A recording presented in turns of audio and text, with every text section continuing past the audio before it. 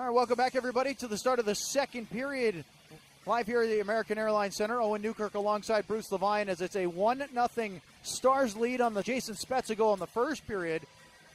Bruce, the Stars had the slight edge in almost all of the statistical categories we like, but only a one-goal difference. You have to be very careful to get complacent after that. Yeah, the one thing the Stars did not do well Thursday night in St. Paul was play the second period error-free. They gave up 2 power play goals and a 5-on-5. Stars have got to maintain their discipline here in the second, as a long skate to the bench has been detrimental the last 10 games. Puck sent into the Minnesota zone. Second period is underway. Honka at the right point, tried to shoot it through a screen. It hit Jordan Greenway. Nice job by Foxa to keep it alive. Kept in now, pass across toward Lindell. At the left wing circle, he'll throw it into the corner. Foxa is there. Reverses against Ryan Murphy. Radek Foxa cycles it to Pitlick. To the middle, it deflected. He was looking for Lindell, and the Wild will clear. Here's Eric Stahl over the offensive line. Back check by Sagan. Threw it toward the net. It went off a skate. Never made it to Kari Lehtinen. I'll go back to the point. Suter, long shot. Parried away by Lehtinen. And now Sagan up the near wall. Pitlick tried to go to Roussel at center ice. Couldn't find it. Roussel tries to finish a hit on Dumba. The Stars are trying to finish off a line change as Radulov and Ben now join Sagan on the ice. In come the Wild. Soft shot by Greenway. Comfortably sticked aside by Lehtinen. Kept into the point. Dumba, long shot. Not much on it. Lehtinen will make the save and then has lots of time to drop it to his stick. And they'll clear it off of Sagan into the Stars bench. Tell you one thing, Bruce. Craig Lowry, one of the Stars athletic trainers, has to be very alert where that puck went. Maybe, 2 feet to his right? Yeah, if you remember last year, Lindy Ruff got stitches twice during the year. That's you got to be careful. You're on the bench, you got to look alive. You know, in amateur hockey, if you stand on the bench, you have to wear a helmet. You have to have a full helmet with a visor or the cage on. I don't think the NHL is going to go to that, but still, it's dangerous back there. Puck won by the Wild. Mikhail Granlund sends it into the far corner. Zach Parisi will get tied up against the boards by Mathot. Ben pulls it free. Played a little bit behind Klingberg, but he's able to adjust. And John Klingberg up the right wing for Radulov. Gains the zone. Stops at the circle. Throws one toward the net. Comfortably sent aside by Dubnyk. Ben behind the net. Sagan centering pass. He had Radulov cutting through the crease but couldn't connect. Suter was right with him. And here come the Wild on the counterattack. Up the right side. Koivu back to the middle, looking for Granlund. Nice play by Klingberg to clear it out. And here's Radulov. Has Sagan with him. Radulov in on the left side. Backhand. Saved by Dubnyk. And he squeezes the pads. No rebound. And you can see Radulov frustrated, Bruce, because he wanted something better out of that rush. Oh, Radulov makes the play going up ice. And Tyler Sagan is burning it up the ice behind him. He goes to the net, takes the defense with him, which allows Radulov to come in, go forehand, backhand. He tried to go backhand high, and Dubnyk with the glove hand knocks it into his body and hangs on. Those are the kind of saves that keep your team in hockey games. Devin Dubnyk has not allowed a soft one tonight. He has been excellent, and that's the reason the Wild only trail by 1. Spezza wins the draw. Hamhuis jumping in, tried to thread one in front, couldn't find Spezza at the top of the crease. And here comes Coyle the other way. Charlie Coyle. Offensive zone left wing circle. Cuts back along the grain. Stolen. And brought out of the zone by Jason Spezza, who's playing inspired hockey here after scoring that goal. Janmark from the circle. Shot toward the net. Turned aside by Dubnyk. Again, not threatened much on that play. More of just throwing it to the net than trying to beat the goaltender. Centering pass again from Janmark. Goes through the crease. Nobody there. Long shot by Patterin. Again, Bruce looking more for a tip than really trying to beat the goaltender. And a little pushing and shoving ensues after the whistle, as we are just under 3 minutes into period number 2. Yeah, Jamel Smith in the middle of that as well. It looks like both teams are sort of, for lack of a better term, taking the Golden State Warriors offense here. If I've got a shot from 3, I'm taking it. Unfortunately for them in hockey, there are goaltenders, and Dubnyk and Lehtinen have not been tested much in this period. You know, this is a game where teams are trying to get to the net, but both sets of defense have been very good at keeping the path between the shooter and the goaltender open. So there hasn't been a whole lot, except for Radulov's play, any kind of quality chances. That was the one. Everything else has been from the outside, and it's been relatively tame to this point in the second period. Wild win the draw. They'll clear. Honka back at his own line. Skates along the blue line, but then reverses back to his right. Now plays it over to Lindell. Essa Lindell to center ice. Can't connect with Ellie, and this is a quick icing.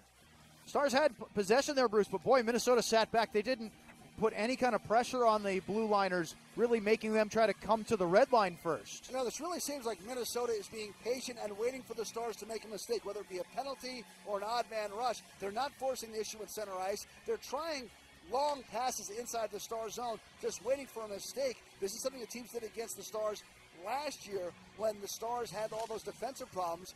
Minnesota's playing a very patient, just waited out game at the moment.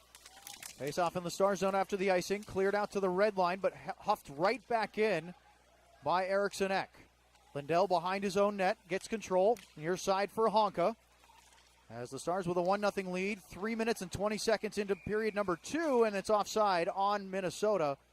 As Marcus Foligno could not keep his skates on side as he was trying to gain the offensive zone with his centerman, Eriksson Ek.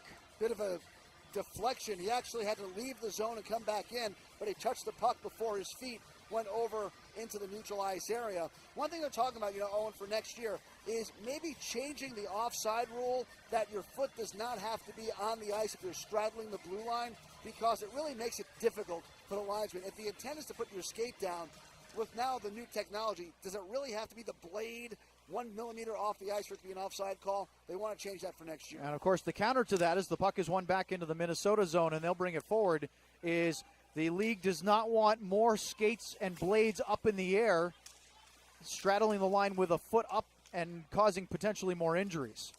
Puck will be sent behind the net. Mathot was battling with Zucker, kind of shook off the much more diminutive forward. And it'll be played by Radulov. Back to Mathot. He skates to center ice down the left wing. Tipped forward by Ben. As that goes behind the Minnesota net. Suter holds off Sagan. Out to center ice, it's Patterin. Across to Klingberg. Back at his own line, skating away from the pressure of Zucker. Tipped in by Radulov, and Dubnyk behind the net in the trapezoid. Keeps it away from Roussel. Up to the far right wing. Zucker to center ice. Suter, 3-on-2 if they hurry. Stahl back to Suter on the left wing circle. Shot from a tight angle. Juggled but held by Kari Lehtinen. Looked handcuffed on that play, Bruce, but the 3-on-2 as it developed kind of dissipated because of the angle Suter took with the puck down the left side. Well, let's face it, Ryan Suter is not really known for leading 3-on-2 rushes. Just wound up taking the shot off, and Lehtinen looked behind him because he did not feel like he had the puck solidly, and luckily for Stars fans, he did have a trap between his body and his jersey. This game is barely 24 minutes old, and Ryan Suter has played in half of it. He was over the 12-minute mark in this game. And it's hard to believe at one point in time in his career, that guy was considered a sidekick only to Shea Weber. And boy, he got to Minnesota and they saw something. And he has been one of the NHL's best defensemen ever since that trade. Off the draw, it's won by the Wild, but stolen by Patterin in the slot. He'll play it up the left side and clear it down into Minnesota territory. No icing here. It wasn't a trade. He was a free agent, by the way. Two big money signings, Suter and Parisi, by Chuck Fletcher to really get things changed in Minnesota at the time. On the same day, at the same time. As we're just about 5 minutes into the second period, a 1-0 Stars lead, as it'll be skated out to the red line by Janmark. Has Jamel Smith with him. He plays it to his right. Smith into the corner, drops it for Janmark. Skating back toward the blue line. He'll traverse along the side. Gets slashed hard there. Wants a call, won't get it. Stolen away by Koivu. Wow, if that's not the definition of slashing, I don't know what is. You can hear it all the way up here. Koivu to the red line. Over to Parisi on the left circle as he cuts into the Star zone. Backhands it across, partially deflected, but gets over to Murphy. At the right point, Ryan Murphy down the wall. Quick pass across, couldn't connect. Koivu with Brodin as it's sent back to the red line. He'll dump it in while they're changing. Stars are finishing off one as well, or starting one, I should say, as Sagan goes for Foxa. Pitlick and Roussel still out there. In the Minnesota zone, Brodin up the boards. Cullen to center ice. To Coyle, down the left wing. Trying to go around Honka. He does. Gets knocked down. Shot. And that one went wide of the glove side of Lehtinen. A soft shot as Coyle was falling down. No call. He wanted one. So both teams have been up in arms in the last minute. Sort of a makeup call there, and now we get an offside. You think that's a let go for the earlier one? Absolutely. And for the Dallas Stars, you talk about Julius Honka. One of the concerns and why he sits on the bench or sits in the press box for some games is his defense is a little bit shaky. He got absolutely walked on that play, and luckily for him that I could call for the penalty. Of course, the counter to that is we have 14-10 to go in the second, and a 1-0 Stars lead. Bruce, is for young players, they can't learn if they can't make mistakes and stay in the lineup either. Yeah, it is one of those catch-22s. We talked about it. Do you go with the vet, who you think is going to be more solid, or do you go with the rookie that needs to learn? But remember something. Coming into training camp, Greg Patterson was the number 9 on the depth chart, and he's going to play more games this year than he had in his entire career combined. So he did something to earn that spot. It wasn't just handed to him. Patterson in his 70th game of the season for the Stars after not playing at all to start the year. 70th consecutive game for the Dallas Stars. He had not played more than 38 in one season coming into this year. Dallas wins the draw. Back in their own zone it goes. Mathot to Klingberg. 6 minutes in and a 1-0 Stars lead. He'll reverse. Back to his blue line for Mathot. Pass through the middle. Couldn't connect with Remi Elie cutting in on a slashing play. As it'll be dumped into the near side boards of the Minnesota zone. Big collision between Ritchie and Cullen, who goes down. But they get it out of the offensive zone. And it'll be played back into Minnesota territory. Dumba behind his own net. Reverses against Ritchie on the hard forecheck. Cleared up the near boards by Ryan Suter to Niederreiter at the red line. He'll dump it in. Bit of a lull in play here at the moment, Bruce, as neither team has had much of a look offensively in the last minute and a half. They're both being very cautious, waiting for the other to make a mistake. The Wild on a 4-game road trip to end the season because the Frozen Four is in their building coming up soon. You want to talk about some great hockey? College hockey at this time of the year cannot be beat. Sent back into the Star Zone. Lindell, cross-ice dump to the red line. Couldn't find Jamie Benn, who's all over Murphy. Actually backed off a bit because he was a bit fearful of taking a penalty. Now the Stars line. Honka up the near right side. Off the skates of Brodin, and now it's sent forward by Foligno. Honka back to get it. He's checked by Winnick, but able to get the puck around to the far side, and out to center ice, it's Roussel, with Sagan now on the ice. Can't get around Ryan Suter, and the loose puck rolls in on Dubnyk, and we have a whistle and a little extra how do you do to Antoine Roussel from Eriksson, Ek and company. 12:44 to go in the second. We have a media timeout. It's 1-0 Dallas. Faceoff will be to the right of Devin Dubnyk with 12:44 to go in the second. Dallas leading 1-0. Shots on goal are 18-14 Stars. Ben Sagan Radulov out there against the Eric Stahl line with Zucker and Greenway. Dallas wins the draw. Long shot from the point goes just wide off the stick of Klingberg. Ben tracks it down on the left corner. Back to the point. Mathot for the right point. Klingberg. Oh, lost it for a second. Fights it back away from Greenway to the half wall. Ben, he has it stripped by Stahl. And here's Zucker back 1-on-2. Zucker down the left wing, going wide. Mathot forces him behind the net. Centering pass out in front. Ben is there to cover. And he'll skate it away into the corner and chip it out of the zone. That is structure from the Stars defense. They didn't go chasing the puck. They went to their area, cut off the passing lane, and cut off the shot. And Zucker may be the fastest skater on the ice, Bruce. And Mathot, who does not have the same pace, able to keep him out of the play as Sagan comes over the line. Try to go to Ben now here in the slot. Klingberg, he scores! On his 300th career NHL game, John Klingberg finds the net to double the Stars' lead. It's 2-0. 12 minutes remaining in the second period as Klingberg has number 8 as he beats Devin Dubnyk from the slot. 2-0 Stars. And that's what the Dallas Stars just had the opposite happen to them.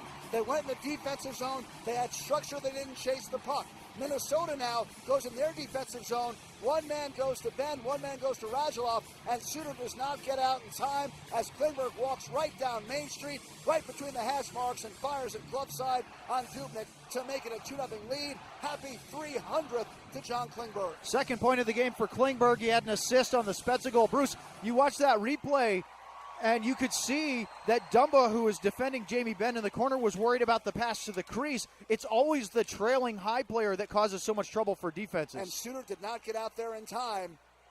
And Klingberg, one of the best at jumping in the plays, shows why. Stars get a 2-goal lead here on the Wild as it's sent back to the Minnesota line. Controlled by Ryan Murphy. Brodin, hit by Roussel, reverses it back to Murphy behind the Minnesota net. He'll reverse again to Brodin. He'll find the left side now. Granlund at the blue line out to center ice. Across the red line, tried to connect with Parisi. He was blocked off on the pursuit by Pitlick, and now we get an offside called on the Wild and a stoppage of play. Jamie Benn and Tyler Sagan the assists.